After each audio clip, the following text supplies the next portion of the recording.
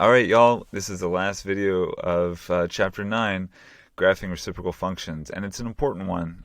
Don't blow it off. If you are paying less than full attention, then I hope that you can find a time and space to really make sure that you dial in on this one, because it's going to help you with the project that you're about to do, and of course anything that helps with the project also helps with the final project as well. So make sure you're in a good space to really think about and dedicate some thought process to this one, because it's kind of important.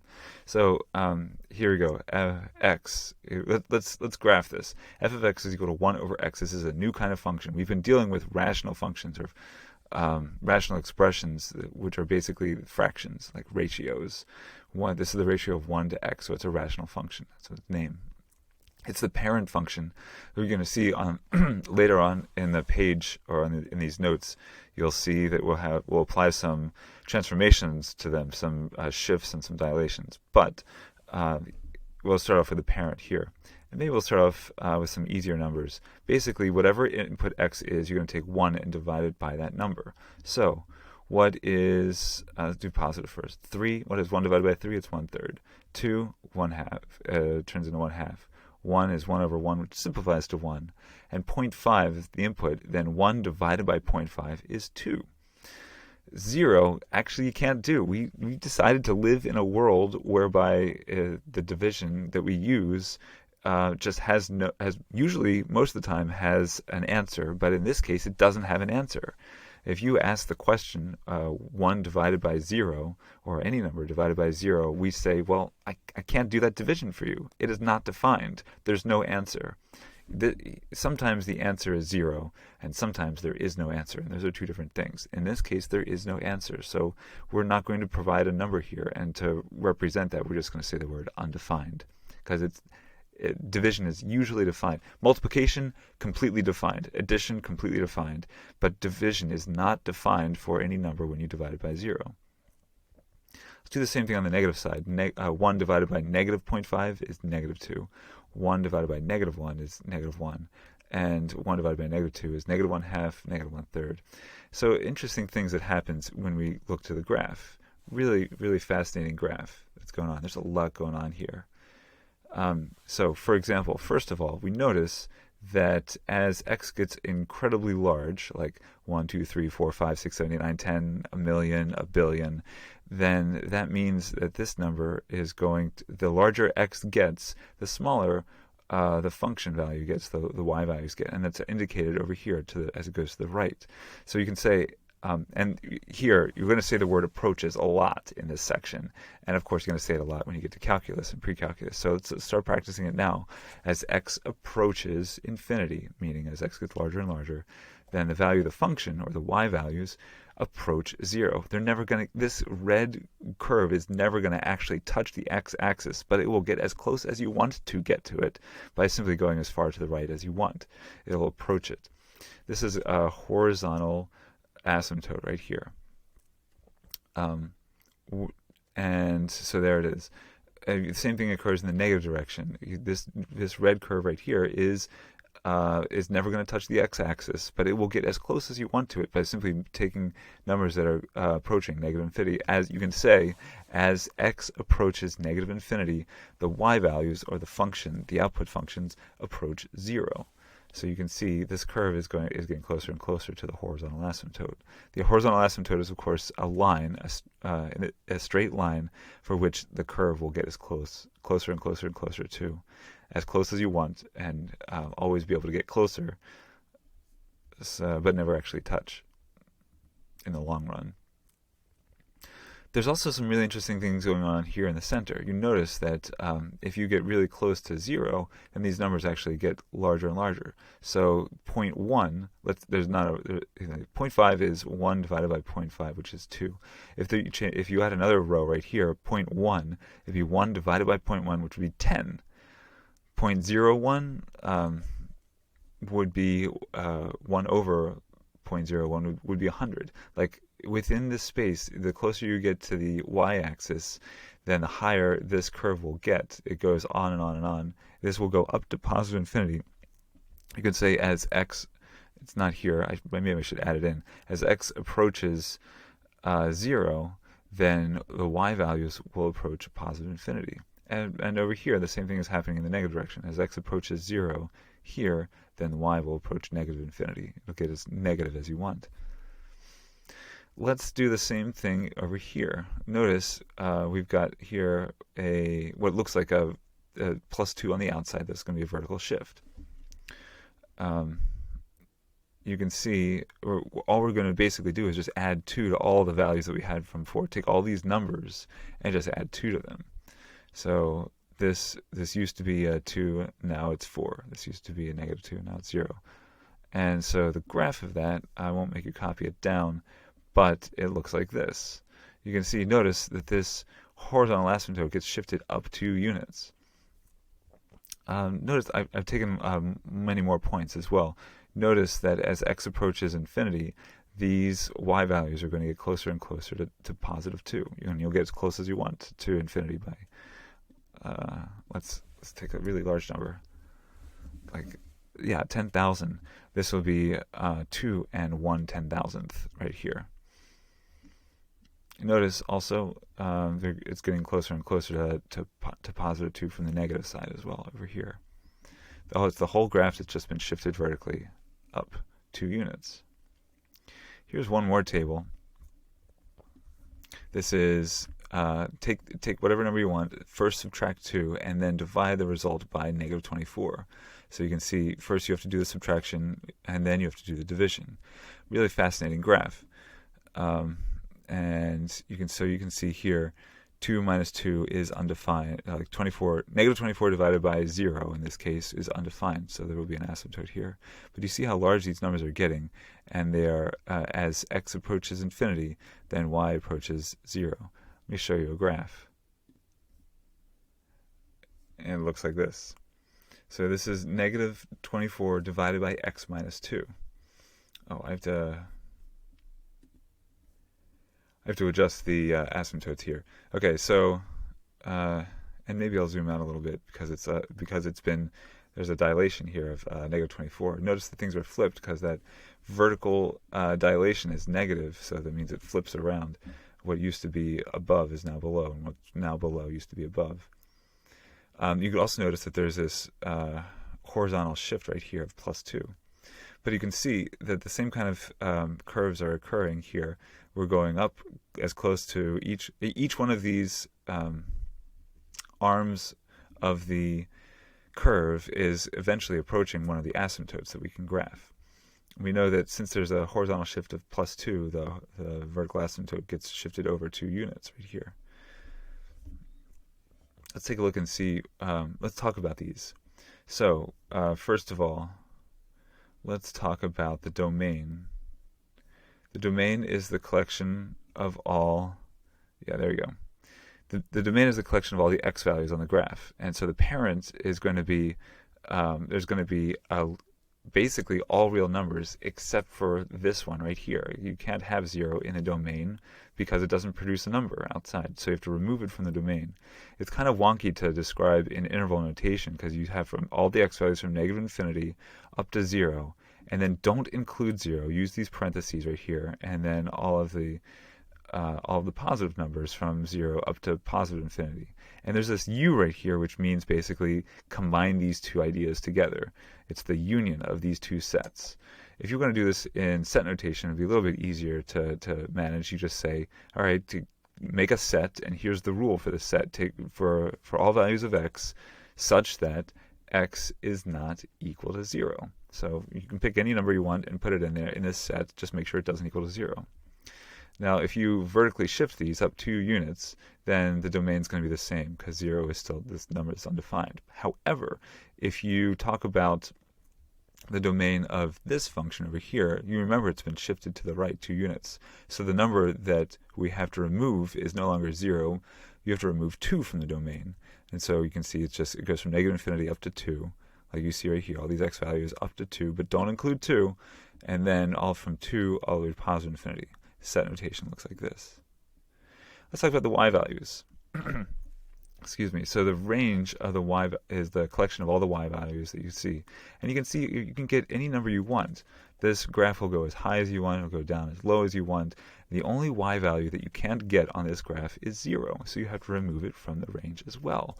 You get negative infinity up to 0, parentheses, combined with 0, comma, infinity here. Set notation, this is what it looks like here. Any value y such that y, just make sure it doesn't equal to 0. You can pick any number you want. So the set of all y such that y is not equal to 0. Very similar idea here, and because this is a vertical shift, now the y value that you can't have is here, is 2, and of course the range is going to be the same as the parent because it was only a horizontal shift. The intercepts. This graph, this graph right here, actually doesn't intercept the x or the y-axis at all.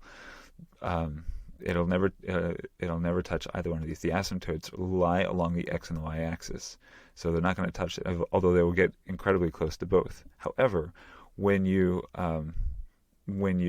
vertically shift or horizontally shift them, then there'll be some overlap.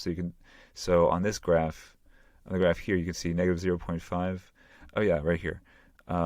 This row represents a y-intercept. So x is equal to negative 0.5, comma 0. We got it. Here's a number that has an output of 0, so we can say that that's the only intercept it has. I can show you 0, 12. This is what it looks like right here on this table. 0, comma 12 is an intercept, and I still have that graph up, so I'll show it to you right here. Boom. 0, comma 12. It intercepts the y-axis. Wouldn't do that if it weren't for this horizontal shift. Asymptotes. So there are two. When you're talking about reciprocal functions, there's always two asymptotes. There's a horizontal one and a vertical one, and the parent function has them at y equals 0 and x equals 0. And they will always be that way unless there is a shift that will change that. So here, the horizontal asymptote, because everything gets moved up, it becomes y equals 2, same vertical asymptote. And here on this graph, you can see the horizontal asymptote is going to be y equals 0, as is the parent, but the vertical asymptote is now as x equals 2, because it got shifted over to the right 2 units. You can see right here, vertical asymptote shifted over 2 units.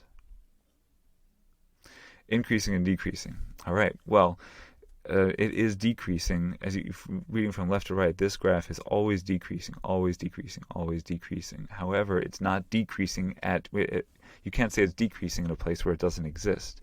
So you might be tempted to say it's always decreasing, but it's not. It's not decreasing at 0. At 0, there's this break right here, and it's no longer a function along the y-axis. So you can say it's decreasing here, and separately you can also say it's decreasing here, but it's not decreasing at 0. The same is true for this one right here. That's what it is, decreasing from negative infinity to 0. And then this is the union symbol and then it's also decreasing from 0 to infinity. What about this one right here? You can say it's basically the same deal, except for it's increasing. Oh, because of this negative symbol, it's a vertical dilation of negative 24. Because it's negative, it got flipped. And so now, reading from left to right, it is always increasing wherever it's defined. It's not defined at x equals 2, but it's defined everywhere else. And anywhere it's defined, it's increasing. So we can say it's increasing from negative infinity up to 2, and then take a break, and then it's also increasing from 2 to infinity. So if you're going to combine these two sets together, you use the union symbol. Transformation. There's no transformations on the parent. It's the parent. But there is a transformation, a vertical shift of +2 here, and there is also a horizontal. For this one, there's a horizontal shift of +2 and a vertical dilation of negative 24, as we've been saying. Symmetry. This is an odd function. It is rotationally symmetric about the origin. It goes around, like if you were to rotate 180 degrees, rotate your laptop or your paper all the way around 180 degrees, you'd see an exact copy. Now, the symmetry over here for this one is not exactly the same, but it's still symmetrically rotational, just about the point 0, 2, because the whole thing got shifted up 2 units. This one got shifted to the right 2 units, so it's still rotational about 2, 0, although we don't exactly call these odd functions. This one is an odd function. These are just simply rotationally symmetric. Let's talk about end behavior. So as x goes to positive infinity, you can say that y goes down to 0. And as x goes to negative infinity, y goes down to y approaches 0 as well. Let's use the word approaches a lot. You can see that in the middle table, in the middle graph, there was a vertical shift of 2. So therefore, as x approaches infinity, it didn't go to 0, it just went to 2 instead. These will be the same as the parent. Continuous. This is not a completely continuous function. I don't know if you remember from chapter 1. Let me refresh you a little bit. But a continuous function can be completely drawn with basically one swoop of your pencil. And we'll have a more mathematical definition when you get to calculus in 2 years. But for right now, the Algebra 2 version is basically, can you draw it with one of your pencil or of your pen? And you can't do that here. You'd actually have to, if you're going to draw this, when you drew this in your notes, you drew this part right here, and then you had to physically lift up your pencil and go here. So it is not continuous everywhere. It's basically continuous anywhere where it's defined, but it's these are 2 separate curves all that make up the 2 different graphs. So it's continuous on this interval, and it's continuous on this interval, but it's not continuous at 0. The same is true for the parent here, and you just have to shift it to 2 here because of the horizontal shift. It's basically the same as the domain. Whew, that was a lot. Let's go to the next page. But before let's go to the next page. But before I do, I want to draw up the audio check. I want to say that my third child, my youngest daughter, her name is Cora. Her middle name is Lucia. You might not have known that, but there it is.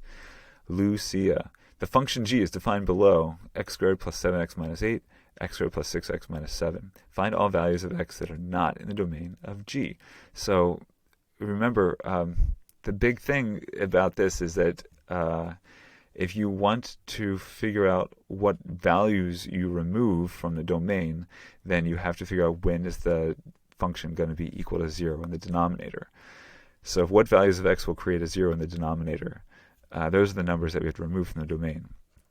So it doesn't really matter all that much about what the numerator is. You completely ignore it from a computational standpoint. You just got to look at the denominator.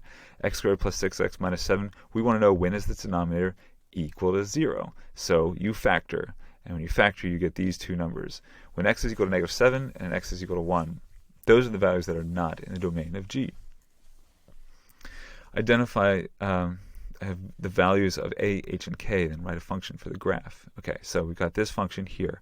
Wow. All right, here is h and k would be the horizontal and vertical shifts, and a would be the vertical dilation. So you can see, I see this. The parent function usually has this horizontal vertical asymptote along the y-axis, but it looks like it's been shifted. How much? About 5 units or so. So I would say, and the horizontal asymptote is still along the x-axis. So there's no vertical shift. You can say k is equal to 0 because the horizontal asymptote is at y equals 0, just like it is in the parent. K equals 0. But the vertical asymptote is x equals 5 because you can see it got shifted over 5 units, horizontal shift of 5. So therefore, the value of h has got to be 5. So if we know that, then it basically becomes g of x is equal to some number a over x minus 5. And in order to figure out what a is, you can actually take this value. You see this 4, 2 right here? You have 4, 2. You can plug in 4 for x and 2 for y, or g of x, and then you can solve. The only variable we have left here is a, and we can figure out what that is. 4 minus 5 is negative 1, and multiply both sides by negative 1, you get a is equal to negative 2. So the end function is going to be g of x is equal to negative 2 over x minus 5. If you put that into your Desmos or Inspire, then this is the graph you should get. All right, I've been waiting for this example for a long time, and I've been thinking a lot about it. Exactly, this word problem was carefully hand-selected to help you make sure you understand how to do your project, upcoming Chapter 9 project. Plane is scheduled to leave Dallas for an 800-mile flight to Chicago's O'Hare Airport. However, the departure is delayed for 2 hours. If t equals 0 represents the scheduled departure time, write a function that represents the plane's average speed r on the vertical axis as a function of the travel time. which is based on the travel time for the scheduled departure time to the destination. Basically, it's saying we've got this 2-hour delay, and we want to know, should we? This is actually pilots do this all the time, and companies are like, well, should we get there on time, burn the extra gas to go at faster than optimal speed? Like it costs money to do that. It costs fuel to burn in order to travel faster. Or should we kind of like just take our time and not quite burn so much gasoline and make everybody late, but save some money? And so that's the decision they have to make. So we're going to actually come up with a graph that's going to help these pilots make a decision.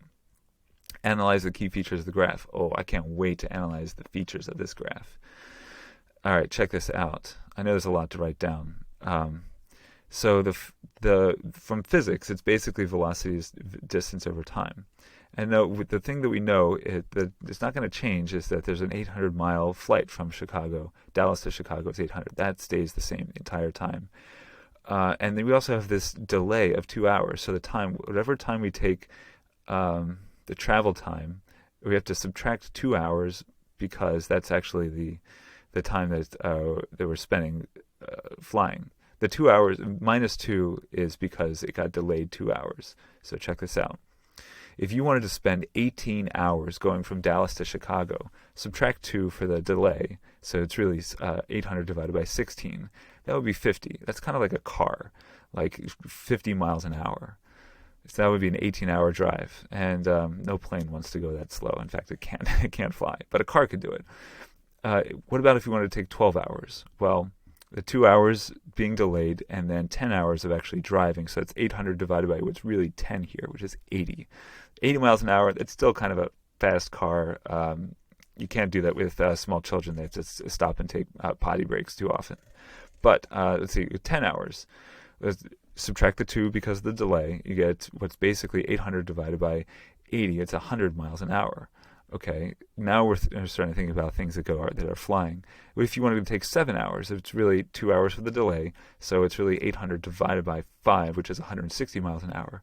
And you can see it keeps on going. The less time you want to take, the faster you'll have to actually get. So the easiest number to compute, kind of numbers that you think about with a plane, is let's say it takes 3 hours. Well, it's really just 2 hours for the delay and then 1 hour of travel time.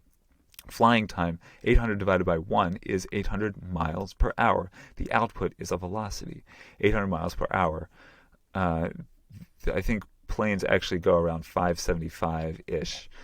So this is kind of like the range that we might be thinking about with a plane. But let's speed it up even further. Let's say you want to take 2.5 hours. Well, that's 2 hours for the delay. Remember, we're always delayed 2 hours. So it's really, the travel time is actually going to be only 0.5 hours, half an hour. If you want to go from Chicago to Dallas in half hour, that's 800 divided by 1/2 is 1,600 miles per hour. That's super fast, way faster than planes can go, or that commercial planes can go. Let's keep on getting closer and closer. Let's make this whole thing go faster and faster. 2.25. That's take away 2 hours for the delay, and then you got 800 divided by 1/4, which is 3,200. And you can see it's getting closer and closer. 2.1. Take away 2 hours, and you're left with 1/10 of an hour. That's 6 minutes. If 800 divided by 1/10 of an hour is 8,000 miles per hour, and that's as fast as the International Space Station is flying around is orbiting around the Earth. If you've ever seen it in the night sky, it goes like this, shoom, it looks like a shooting star. If you were going to go that fast, then you could make it from Chicago to Dallas. Dallas to Chicago in 6 minutes. Now, what would happen if we were to tell this pilot, all right, pilot, I'm going to give you a 2-hour delay, and I want you to go from Dallas to Chicago in 2 hours. And the pilot looks at you like, what? I can't start for 2 hours, and I have 2 hours to make it there. That means I have zero. I have to get there in 0 time, and it's impossible. It bends the laws of physics. It can't be done. Not even light can travel that fast. So 800 divided by 2 minus 2 is an impossibility. It is physically impossible, even for subatomic particles, to travel that fast. Like photons cannot travel that fast. And then what if you said, all right, pilot, I'm going to give you a 2-hour delay, and I want you to get there in an hour. And he's like, what? That doesn't even make sense. Like, how am I supposed to do this in, 1 minus 2 is -1. 800 divided by -1 is -800 miles per hour. It doesn't even, there's no even physical imagination. You can't represent it in any ways. You can see here that there are some things that are approaching. As you graph these, here's the impossibility. It's represented by a vertical asymptote at x equals 2, or at t equals 2. You can see here, because that's a horizontal shift at 2. You can see here the scale is really huge because we've got that vertical dilation of 800. Here's what a car would do. Here's what a plane would do. Here's what the International Space Station would do, and way, way, way, way up here is what a photon would do. You can calculate this. It's not impossible to calculate. In fact, college level physics is the kind of thing where you would actually make these calculations. You're traveling 800. How long would it take a photon to travel 800 miles? It's not that hard to do with some college level physics. Excuse me. But it's impossible. Even though this curve will get as high as you want, the y values will approach positive infinity simply by getting as close as you want to 2. At some point, this is an impossibility. And over here, this just doesn't even make sense, so you discard that. Let's talk about the features of this graph. The domain of the actual curve is here, although some of it might get discarded. The full curve is described here with a hole at 2. No value of t when x equals 2 exists, so you have to remove that from the domain. The range, you can see there's no vertical shift, so the range is just like the parent function from -infinity to 0 and 0 to infinity. Discard, you can discard the negative parts. Is it continuous? Nope, not at x equals 2, but it's continuous everywhere else. The intercepts, you can see there's an intercept right here. This is like 2000, so this at 0, -400 is this point right here. It does have an intercept. Doesn't make any sense in the context of the original problem, though. What are the asymptotes? There's a horizontal asymptote at y equals 0 and a vertical asymptote at x equals 2. Where is it increasing or decreasing? It's continuously decreasing everywhere. It's always decreasing wherever it's existing, so over its entire domain, it is decreasing. What is the transformation? It's got a horizontal shift of +2. That's the time delay, the scheduled departure time, and then the vertical dilation of 800. That represents the distance in the original context of the original problem. Does it have any symmetry? Yep, it's rotational around this point, 2, 0. And you can say as x goes to positive infinity, y goes down to 0, or approaches 0. As x approaches negative infinity, I want you to tell me what y approaches. And then here, as x approaches 2 from this side, from the positive side, y approaches infinity, and as x approaches 2 from the negative side, the y value will also approach infinity. And there we are done. Thanks for sticking with me. 28 minutes. Sorry it was so long, but it's incredibly important, and we'll talk about it tomorrow in class. Take care.